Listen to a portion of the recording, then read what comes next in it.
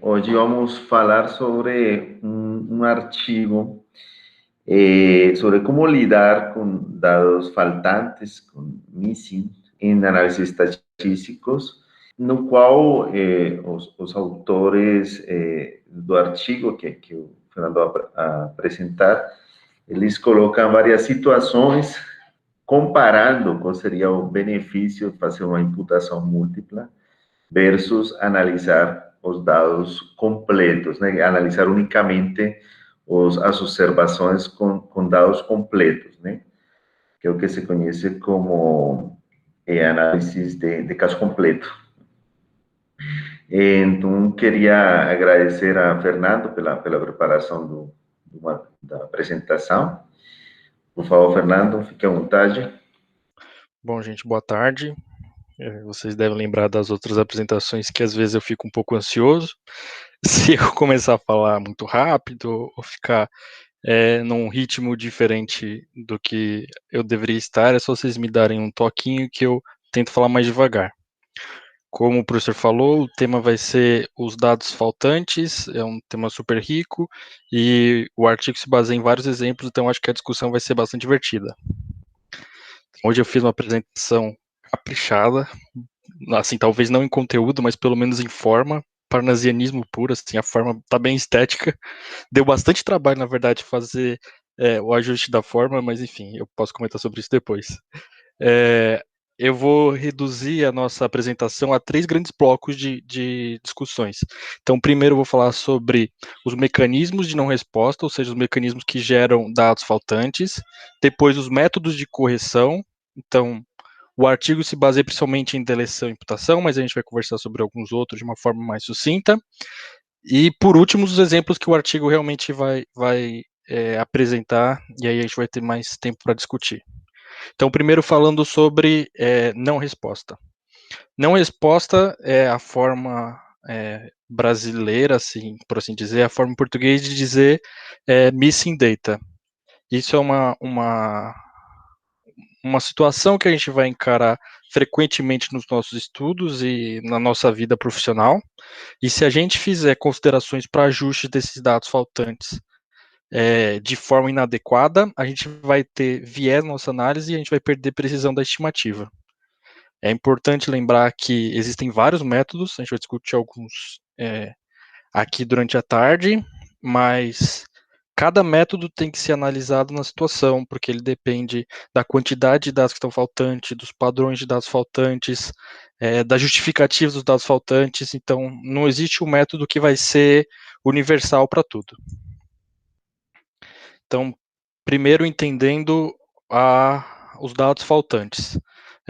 Existem 3 classificações, 3 mecanismos principais para a gente classificar os dados dos dados de não resposta, ou os dados faltantes, ou o missing data. A primeira categoria é esse MCAR, que é o Missing Completely at Random. Ele acontece quando a probabilidade de o dado estar faltante numa variável x é não relacionado a nenhuma outra variável mensurada e também não é relacionado ao valor de x. Então, por exemplo, a gente está conduzindo mais para frente, quando chegar nos exemplos do artigo, talvez alguns conceitos fiquem mais claros, mas vou fazendo outros exemplos durante a apresentação também para facilitar, porque é baseado em vários exemplos realmente esse artigo, então vai ser interessante.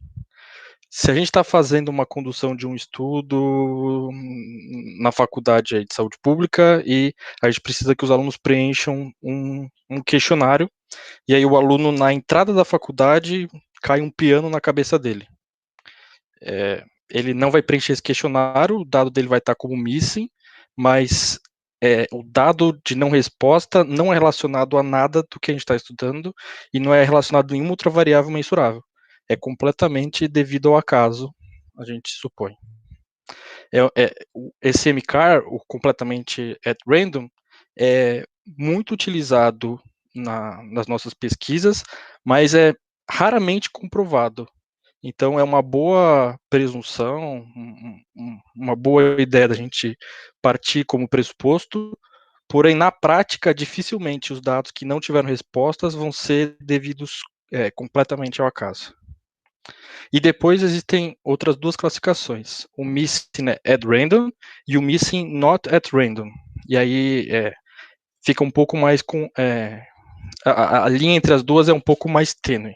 Então, o missing at random acontece quando a probabilidade de você não obter uma resposta numa variável está relacionada a outras variáveis, mas não a variável não respondida. E o missing not at random é quando não é nem mcar nem mar.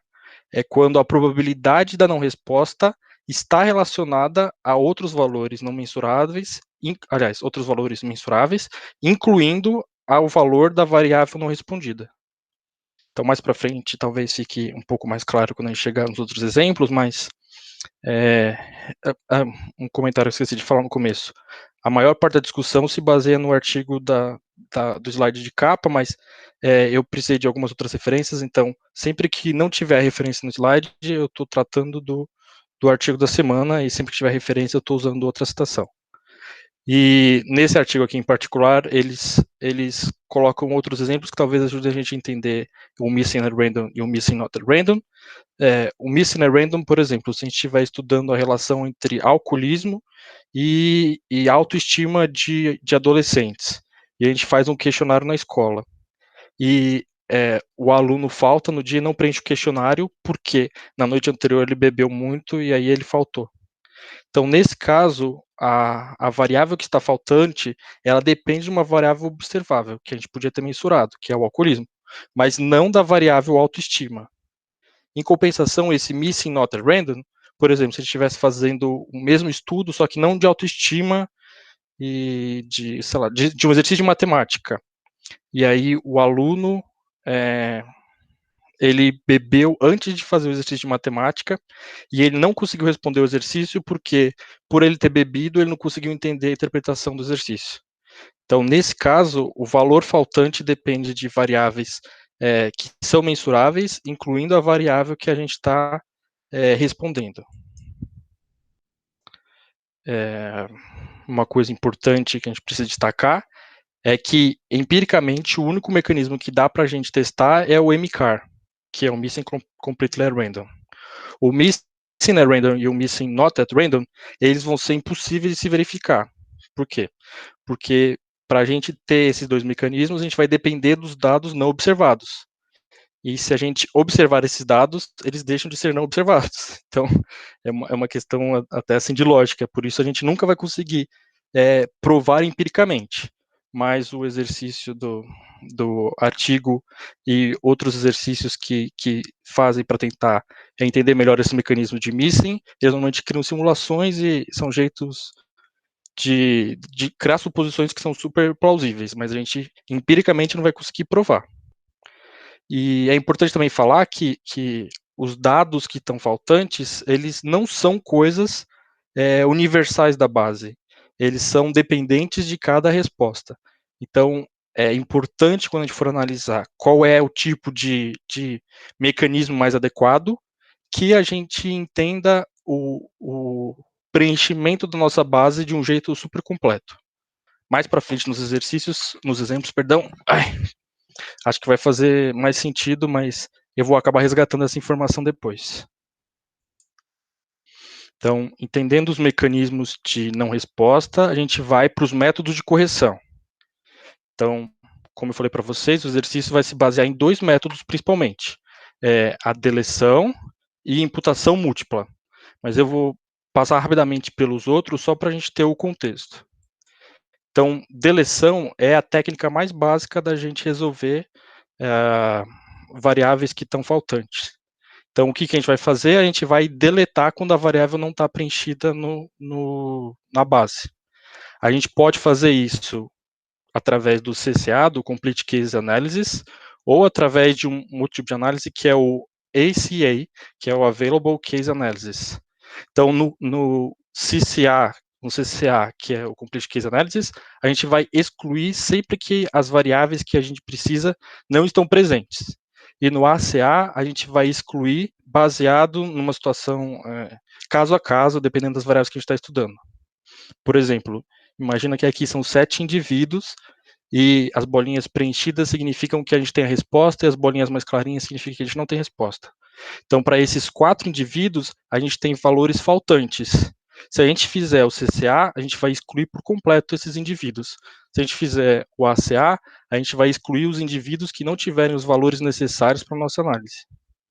Então, esse é o método mais básico, mais utilizado, eu arriscaria dizer, e ele tem uma vantagem boa, que é produzir a base com dados completos. Então, sua base final vai ser composta de indivíduos com dados completos. O problema, uma desvantagem, é que isso vai acabar reduzindo o tamanho da sua amostra. Então, aqui a gente tem 7 indivíduos, a gente cortando 4 perde mais da metade da amostra. E esse tipo de método, ele se baseia na suposição que os dados são missing completely at random, ou seja, que esses valores faltantes, eles estão faltantes completamente por obra do acaso, o que a gente sabe que raramente é o caso. Eu estou falando muito rápido? Está muito bem, Fernando. Vou aproveitar para comentar que quando a gente está fazendo uma análise de regressão, e a gente não está atento a essa questão dos missing, a regressão só analisa as observações que têm todas as variáveis incluídas completas, né? Então, por defeito, a gente acaba fazendo uma análise só com as observações que têm essa informação completa, pelo menos dessas variáveis, né? Então, só para deixar isso claro, e esse seria, então, um procedimento meio de referência por defeito que a gente faria, que poderia comparar com outras estratégias como a imputação múltipla. Né? Perfeito.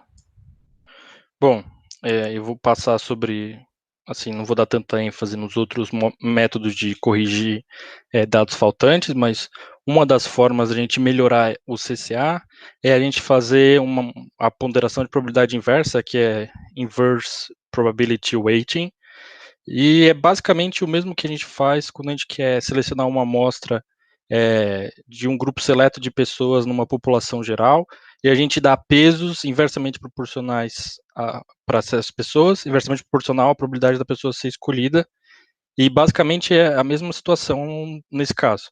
Então você vai fazer um CCA, e você vai pegar os valores que estão missing, e você vai dar um valor atribuído para o caso, baseado na probabilidade do caso ser um caso completo. É um jeito da gente tentar minimizar os viés da CCA, mas a gente vai ver que tem métodos melhores. Por máxima verossimilhança, também basicamente é tentar entender o parâmetro na população e o parâmetro na amostra, ver a distância entre os dados observados e o parâmetro de interesse, e buscar uma estimativa que minimize essa distância. Também é uma coisa considerado state of art, é muito utilizado também, mas como nesse artigo em particular a gente vai falar mais da imputação múltipla, eu não vou falar tanto sobre isso. E antes de falar da imputação múltipla, existem também algumas técnicas que são chamadas de imputação única. Na verdade, isso aqui é um conjunto de técnicas em que o pesquisador vai colocar um valor não respondido e vai preencher esse valor não respondido com outro valor que ele considere aceitável. Então, é uma imputação única porque ele vai imputar um valor único para esse valor faltante. Isso pode ser feito, por exemplo, como uma imputação pela média.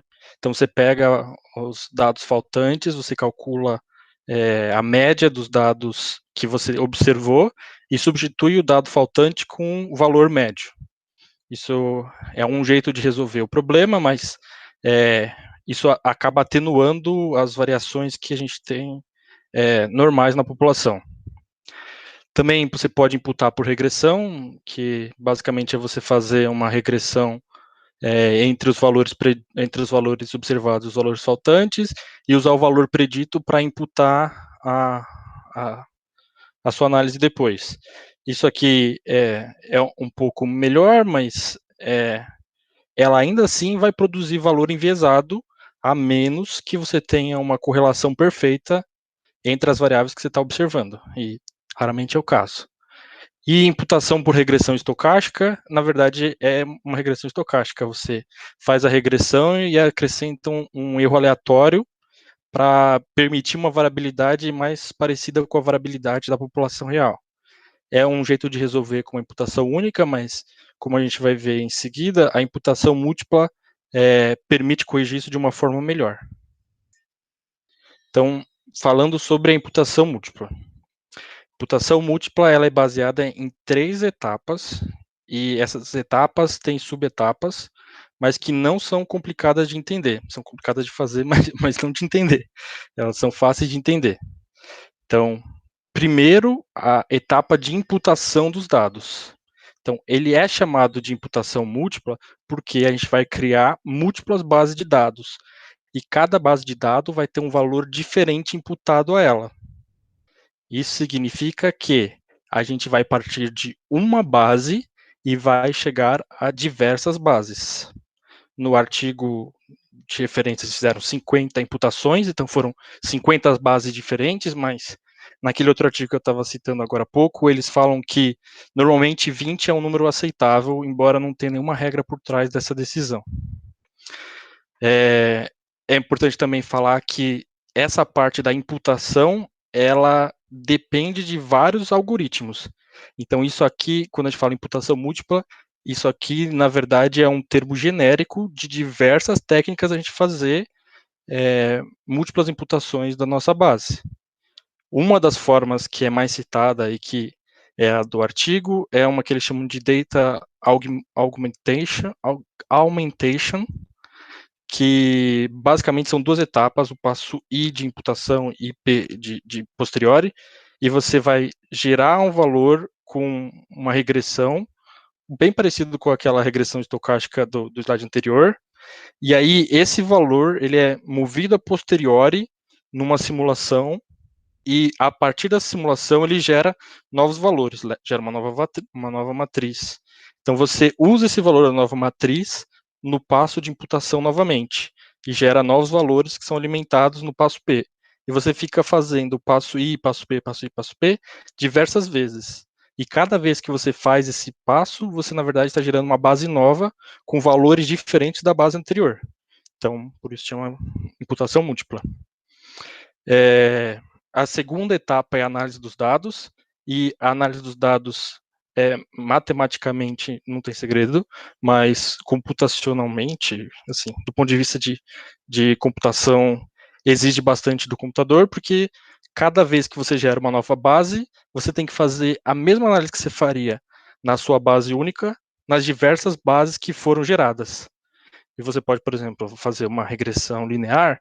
Então, se você gerou 20 bases, o computador precisa fazer 20 regressões lineares.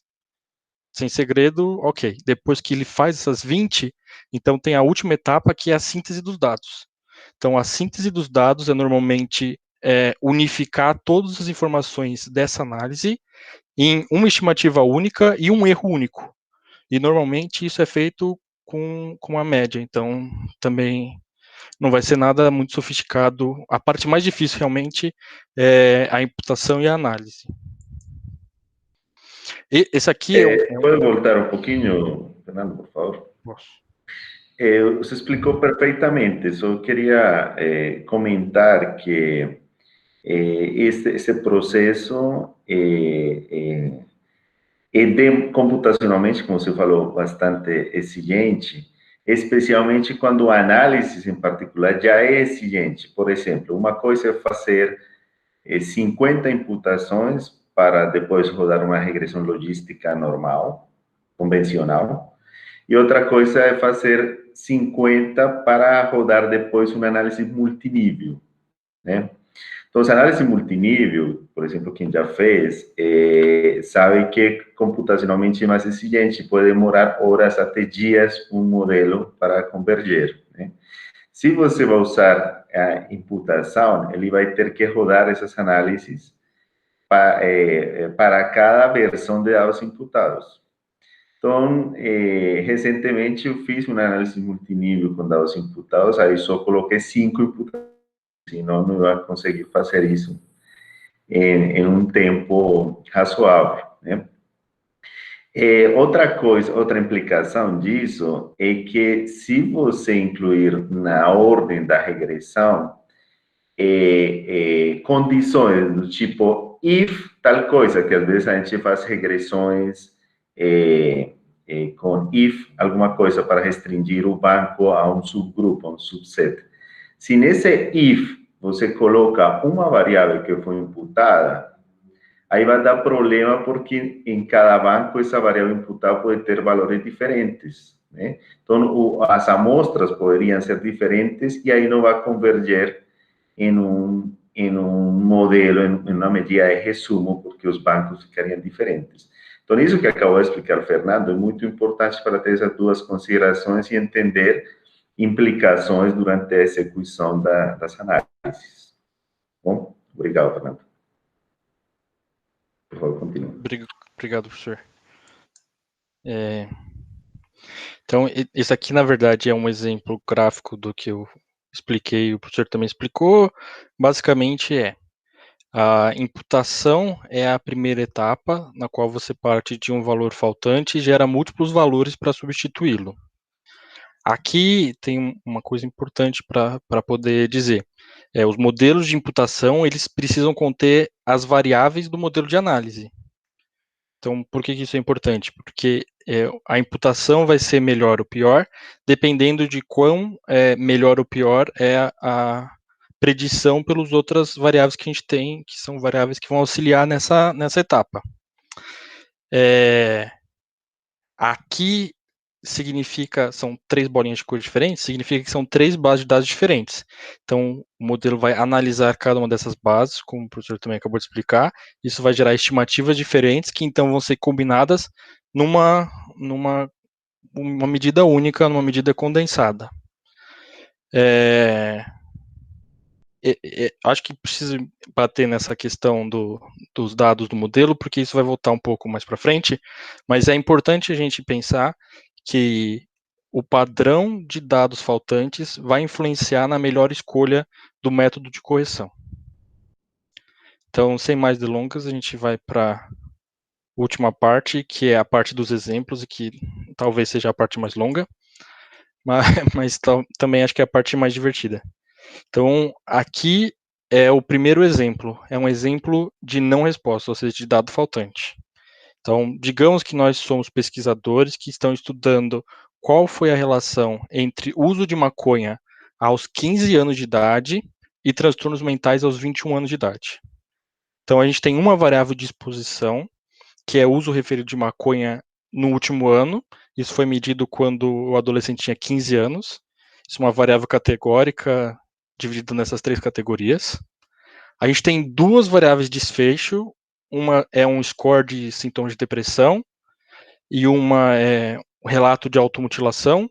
Isso vai ser importante porque o exercício feito pelo artigo leva em consideração uma regressão linear e uma regressão logística, então, por isso. E as variáveis de confusão. As variáveis de confusão, elas podem ou não ser medidas. Ocasionalmente, algumas variáveis auxiliares não são medidas. Então, nem sempre a gente tem a informação completa.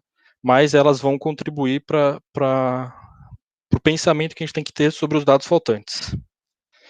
Então, agora vai chegar uma parte mais divertida. Aqui é um DAG, pensando no modelo da pergunta anterior, ou seja, o efeito do uso de maconha aos 15 anos, na estabilidade emocional, nos desfechos emocionais do adolescente aos 21 anos. E a gente acrescentou nesse modelo uma variável que está aqui em cima, chamada de não resposta, que é se há valores missing ou há valores não missing. Ou seja, se há resposta ou não resposta. Então, o primeiro jeito da gente pensar é o missing completely random. Ou seja, a variável missing não tem conexão com nenhuma das variáveis que a gente tem abaixo. Ela acontece por motivos aleatórios. Ela não acontece por motivos causais com os eventos e as variáveis estudadas. Em compensação, a gente tem aqui no nosso modelo a exposição desfecho e 2 variáveis de confusão, uso materno de drogas e sexo. Beleza. Então, pensando nesse mesmo modelo, ou seja, pensando nessa mesma questão epidemiológica e problema de pesquisa, a gente pode pensar no MAR, ou seja, Missing at Random, que dependa apenas de covariáveis. Nesse caso, a gente tem a mesma sequência de relacionamentos, só que o uso materno de drogas prediz a não resposta. Ou seja, essa não resposta não é aleatória, ela depende de uma variável que pode ser mensurável ou não, mas que não é a variável de resposta, é uma variável observável. E aqui a gente tem uma bem parecida, mas é o MNAR, que é o Missing Not at Random, dependente de covariáveis também. Então ele depende da variável de exposição, que é o uso de maconha, e ele depende da variável de confusão, que é o uso materno de drogas.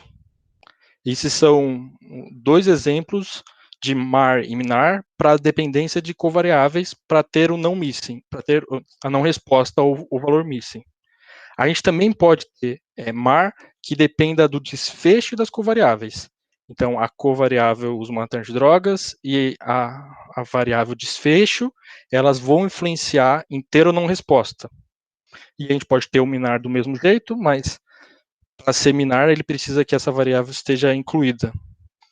E, por último, a gente pode ter também um exemplo de MAR que não dependa da covariável, que dependa apenas do desfecho. Então, nesse caso, a depressão, a situação emocional do adolescente aos 21 anos, ela interfere na probabilidade dele responder ou não o questionário. Mas nem o uso materno de drogas, nem o sexo, nem a maconha interferem em ter ou não os valores completos. Isso aqui são modelos teóricos para a gente pensar na mesma situação. Ou seja, entendendo o contexto, é possível que a gente crie suposições diferentes baseadas nas situações que a gente está encarando. Então, aqui é um dos exemplos do próprio artigo. Digamos que a gente fizesse uma regressão linear que foi feita com o método de deleção, ou seja, com todos os valores incompletos cortados para fora. Nesse caso, qual desses dois exemplos geraria coeficientes enviesados? Ou seja, o MAR, que depende só das covariáveis, ou o MINAR, que depende das covariáveis? Aí, bom, eu acho, não sei se a gente pode responder ou se é melhor eu falar e depois a gente discutir. O que você acha, professor? Fique à vontade, Fernando, se quiser. Não, eu acho que é melhor eu falar e depois a gente Tá. discute pela questão do vídeo gravado. Mas, na verdade, isso daqui é uma pergunta um pouco tricky, é uma pegadinha. Então, por quê? Porque se nesse MAR a gente tiver mensurado o uso materno de drogas e a gente colocar essa covariável no nosso modelo, e nesse seminar a gente colocar o uso materno de drogas e o uso de maconha no nosso modelo, então a gente está bloqueando a via pela qual a não resposta ia ser enviesada. E, portanto, se a gente tiver esses valores, em ambas situações a gente não vai ter coeficientes enviesados, criando uma base de dados com só casos completos. Ou seja, nessa situação a gente vai bloquear as vias pelas quais os valores enviesados seriam gerados. E aí o artigo avança falando que, via de regra, a regressão linear com a CCA, a análise do caso completo, ela vai ser enviesada quando a chance do caso completo, de ser caso completo, perdão, depender do desfecho, ou seja, do resultado final, mesmo depois de levar em consideração as variáveis.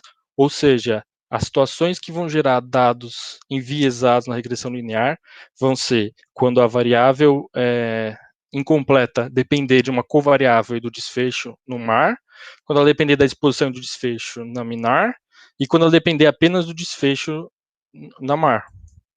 E aí, de forma sintética, o artigo traz essa tabela que ajuda a gente a refletir sobre essas informações. Então, quando a gente tiver uma não resposta que é completamente aleatória, a gente vai ter resultados na regressão linear que não são enviesados. Quando a gente tiver uma não resposta que depende da exposição e ou dos fatores de confusão, então a gente vai ter valores não enviesados. Mas, quando a não resposta depender do desfecho do desfecho dos valores de confusões, ou do desfecho da exposição e dos valores de confusão, então, nesses 3 casos, a gente vai ter uma análise que é enviesada. Portanto, nessas 3 situações, simplesmente fazer um CCA vai gerar um resultado que é potencialmente enviesado. E aí, como eu falei para vocês, no artigo ele também faz o mesmo exercício, mas pensando numa regressão logística. E a regressão logística, ela tem uma vantagem, por assim dizer, ela tem mais 3 situações que não vão gerar viés. Isso acontece na regressão logística, porque o odds ratio da doença, do desfecho, né, pode ser igual ao odds ratio da exposição. Então, isso gera situações em que a exclusão dos dados incompletos não vai acabar ocasionando um resultado enviesado. Isso acontece quando a chance do caso incompleto acontecer depender só do desfecho, ou quando ela depender do desfecho de um fator de confusão corrigido, ou quando ela depender do desfecho e da exposição, mas, isso aqui é importante, na situação em que a relação da não completude ou do missing for completamente independente entre desfecho e exposição. Ou seja, o uso de maconha influencia no valor missing, a estabilidade emocional do adolescente, por assim dizer, influencia no valor missing, mas a relação que acontece entre exposição e missingness, por assim dizer, e entre desfecho e missingness é completamente independente entre elas. Então, gera essa tabela, que descreve o que eu acabei de falar. Ou seja, se os valores forem completamente aleatórios, missing completely random, a gente vai ter valores não enviesados na regressão logística. Se a gente tiver valores não respondidos pelo desfecho, pela exposição e pelo desfecho de fator de confusão, a gente não vai ter valores enviesados. Agora, a única situação em que ter pelo desfecho e pela exposição não vai levar a um valor enviesado é quando o desfecho e a exposição tiverem relação com a não completude ou a não resposta de forma independente entre eles. Então, sinteticamente, essa é a tabela que o artigo traz para a gente refletir depois, quando a gente for praticar mesmo.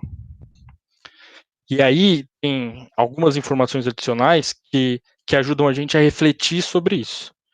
Então, primeiro aqui na informação 1. Então, quando apenas a variável de desfecho, ou seja, só a variável final, tem valor faltante, valor omisso, então os casos incompletos, eles não vão ter muitas informações sobre o coeficiente de exposição ou os outros coeficientes.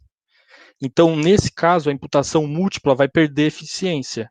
E, portanto, se a gente fizer uma análise, uma CCA, uma análise de caso completo, a gente tem uma probabilidade maior de encontrar valores não enviesados, porque a imputação múltipla vai acabar sendo vai ter menos eficiência pela própria completude dos dados. Agora, quando apenas a exposição tem os valores missing, então a gente vai ter informações mínimas sobre o coeficiente de exposição, mas a gente vai ter informações relevantes, talvez, sobre os coeficientes de confusão. Então, depende de qual é a sua pergunta de pesquisa. Dependendo da sua pergunta, você pode fazer o CCA, dependendo, você pode fazer a imputação múltipla. Quando os indivíduos tendem a ter valores observados para todas as covariáveis, ou valor omisso para a maioria das covariáveis, então os casos incompletos não contêm muitas informações sobre os coeficientes. Então, isso aqui foi o que eu falei há pouco. É sobre a completude e o padrão de completude. Quando os indivíduos tendem a ter blocos semelhantes de valores incompletos, normalmente a imputação múltipla vai ter menos eficiência para calcular e corrigir os valores faltantes. E, por último, mas não menos importante, os casos incompletos têm maior probabilidade de conter informações substanciais sobre o coeficiente de exposição quando há muitas covariáveis, cada uma com pequena quantidade de dados. Está completando o que diz aqui no 3. Significa que, quando a gente tem grandes blocos com várias variáveis faltantes, a gente não vai ter uma imputação múltipla boa. Em compensação, quando a gente tem casos incompletos, com poucas covariáveis faltantes, ou seja, pequenas quantidades de dados faltantes, então a gente tem uma probabilidade maior de que a imputação múltipla seja eficiente. E o último exemplo do exercício é baseado nesse estudo Berry Kerp Growth Study, que foi um estudo clínico randomizado de grávidas e dos seus filhos, e coletou 14 informações das crianças, medidas de peso de altura da criança nascer até a criança ter 6 anos de idade, ter 5 anos de idade, perdão, em diferentes momentos da vida da criança. E depois, aos 25 anos, a prole dessas gestantes foi convidado a retornar para medir novamente o peso e a altura. Então, qual foi a pergunta por trás disso? Eles estão querendo fazer uma regressão linear do IMC aos 25 anos, se baseando na variável de exposição peso aos 5 anos. Eu falei 25 anos? Talvez eu tenha falado 5. Então, a regressão é IMC aos 25 com base no peso aos 5. As outras variáveis que a gente vai ter disponível são peso ao nascer, o sexo, idade gestacional, peso da mãe, peso do pai, status socioeconômico dos pais durante a infância. E para a base completa, a gente tem 951 indivíduos participantes. Então, esse aqui vai ser o DAG, ele vai construindo conforme for clicando, então eu vou passo a passo, porque ele vai ficar um DAG meio complexo. Então, a variável de exposição vai ser peso aos 5 anos, a gente vai fazer uma regressão linear para predizer o MC aos 25 anos, ou seja, o MC na vida adulta, e a gente acrescentou essa variável vermelha, que é a não resposta, ou seja, a base ter dados incompletos. Então, primeiro pensando no peso paterno. O peso paterno é uma variável que influencia no peso da criança ao nascer, no peso da criança aos 5 anos e no peso da criança na vida adulta, no IMC dela na vida adulta. Então, é uma das variáveis de confusão. Depois, o peso materno. O peso materno influencia nessas mesmas variáveis e, adicionalmente, influencia na probabilidade do dado estar faltante ou não. Por que o dado paterno não influencia? Porque nesse exercício do artigo em particular, eles fizeram um modelo que eles chamam de Missiness Model, que é um modelo em que eles consideraram a não resposta como uma variável de estudo, e eles compararam as outras variáveis para ver quais variáveis prediziam ou não prediziam não resposta, e no caso o peso materno predizia, o peso paterno não. Então por isso que eles consideraram que peso materno estaria influenciando na não resposta. Depois o status socioeconômico. O status socioeconômico dos pais influencia tanto no peso aos 5 anos, quanto no IMC da vida adulta. Depois o sexo influencia no peso aos 5 anos, no IMC da vida adulta. E é isso só. Depois, idade gestacional. A idade gestacional na qual a criança nasceu influencia no peso dessa criança ao nascer e influencia no peso da criança aos 5 anos. O peso ao nascer influencia o peso da criança, o IMC da criança na vida adulta. E, calma, tem mais dois slides. Acabou o DAG. O peso aos 5 anos influencia na vida adulta, obviamente, porque é a exposição de desfecho. E o peso aos 5 anos influencia na probabilidade de não resposta. E por último, mas não menos importante, o IMC na vida adulta influencia na probabilidade de não resposta. Então, a ideia por trás desse exercício deles era tentar provar que as respostas que estavam faltantes eram não missing at random, ou seja, elas não estavam faltando simplesmente pelo acaso. Existiam fatores observáveis, que foram mensuráveis ou não, e que causaram essas respostas não serem preenchidas. Eles, obviamente, não conseguem comprovar, porque para comprovar eles precisam medir as medidas não medidas. Então, obviamente, não dá. Essa tabela, na verdade, é a tabela desse Missiness Model que eu falei para vocês. Eu vou passar porque tem essa tabela que eu acho que é mais importante para a gente se debruçar. Aquela tabela, perdão, essa dos Missing Models, eles calcularam uma regressão logística na completude ou não completude, ou seja, eles usaram como variável de desfecho ser missing ou não ser missing. Agora, esta aqui é a tabela de padrões. Então, essa tabela representa quais foram as respostas que eles encontraram dos indivíduos no final. Foram 6 padrões diferentes, dos quais o primeiro padrão, eles tinham as respostas completas de todos os indivíduos. Isso representava 547 indivíduos. Um segundo padrão, um bloco de padrões, que é o 4, 5, 6, era quando eles não tinham a resposta da medida desfecho. Eu só quero ressaltar que a medida desfecho, ela foi medida no follow-up, e a medida de exposição e fator de confusão foram medidos no estudo original 25 anos antes. Então, nesse caso, a gente tem 272 indivíduos que não têm dados sobre o peso deles na vida adulta. Desses indivíduos, a gente tem um indivíduo que a gente também não tem o peso dele aos 5 anos, e a gente tem 61 indivíduos que a gente não tem o peso dele na vida adulta e não tem os valores de confusão. Tem alguns, mas não tem todos, né? Porque são múltiplos valores e depende de cada questão. E pensando nessa forma, nessa divisão de valores encontrados e padrões de respostas, os autores eles julgaram que fazia mais sentido eles conduzirem uma imputação múltipla do que uma exclusão de casos incompletos, ou um CCA. Por quê? Porque o CCA ele acabaria produzindo um resultado enviesado na regressão linear, já que o caso ser completo ou não ser completo ia depender do desfecho, porque a gente viu nas tabelas de síntese anterior.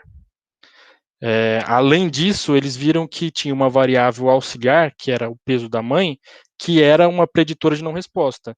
Então, isso provavelmente ajudaria a imputação múltipla a calcular melhor os valores faltantes.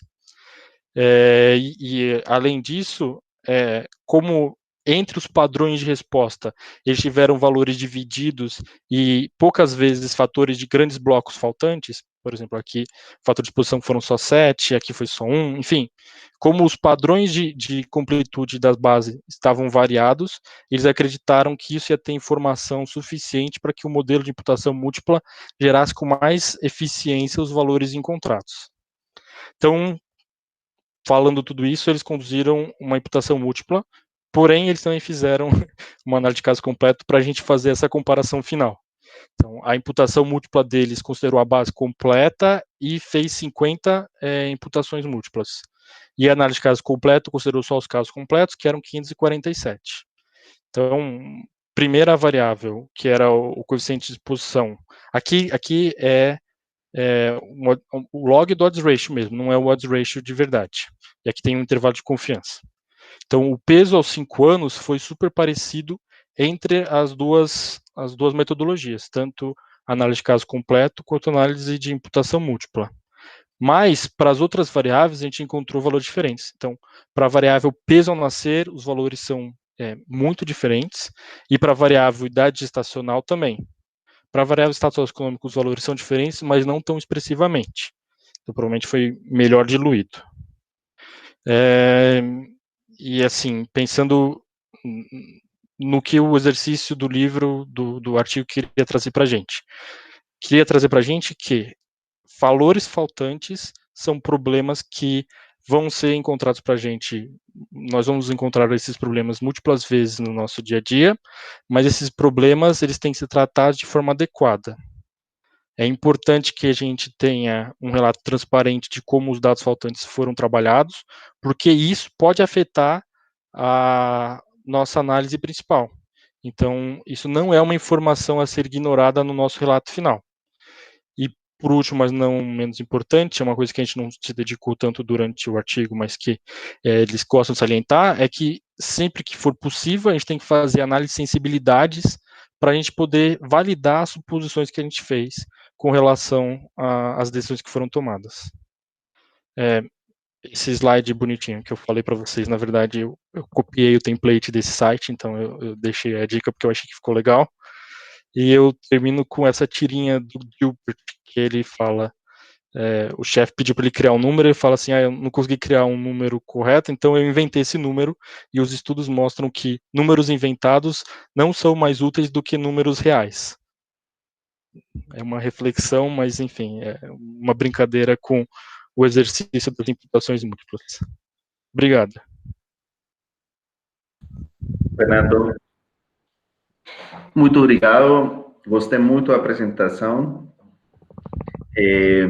Assim, eu queria trazer uma reflexão sobre isso, e que, como você comentou, é difícil, ou tem, comprovar, por exemplo, ou fazer uma diferenciação entre dados com missing a random e missing a random não é possível fazer exatamente porque tem variáveis que não estão sendo consideradas em medidas, né? Então, essa classificação é um pouco difícil. Então, esse trabalho traz, através de simulações, ele traz situações hipotéticas para verificar quando uma ou outra situação afetaria a estimativa, né? Eu me leio, assim, como recomendação ou prática, né?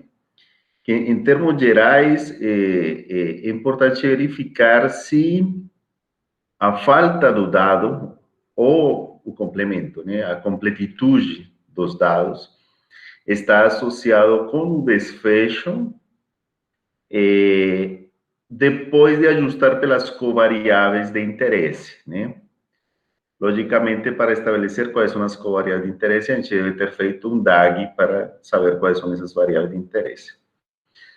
Então, se após esses ajustes o desfecho está associado com a falta do dado, indicaria que pode haver, né, existe essa possibilidade de ter um viés se a gente só utiliza dados, observações com dados completos.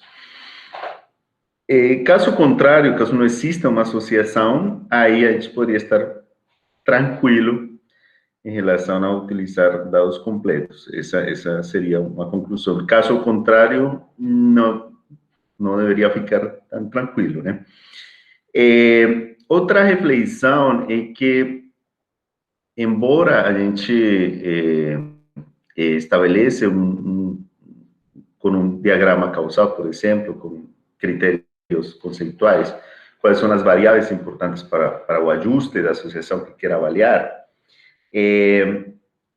também na imputação, a gente pode utilizar outras variáveis só para efeito de predição dos dados faltantes.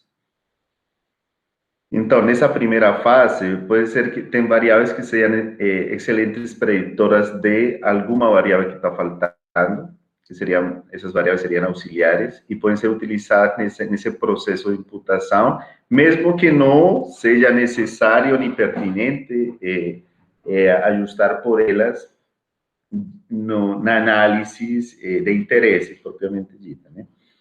Então, a gente pode incluir variáveis que não, conceitualmente não entrariam só pela sua capacidade preditora, né, nessa fase de imputação. Então, isso também é importante. De fato, seria uma forma de evitar esse problema dessas variações que não são, que não podem ser medidas com todas as variáveis de interesse, né? que não podem ser preditas, né? Essas missing que não podem ser preditas com as variáveis incluídas. E eu acho importante apresentar o informe, pelo menos fazer também a opção alternativa. Quer dizer, se a gente optar por fazer uma imputação múltipla, acho importante ter feito uma de caso completo e pelo menos informar se mudou alguma coisa também, para que o leitor avalie, né, se dados os pressupostos, pode ficar com uma ou com a outra que considere alternativa. Se o resultado é bastante consistente com e sem imputação, ficaria mais tranquilo.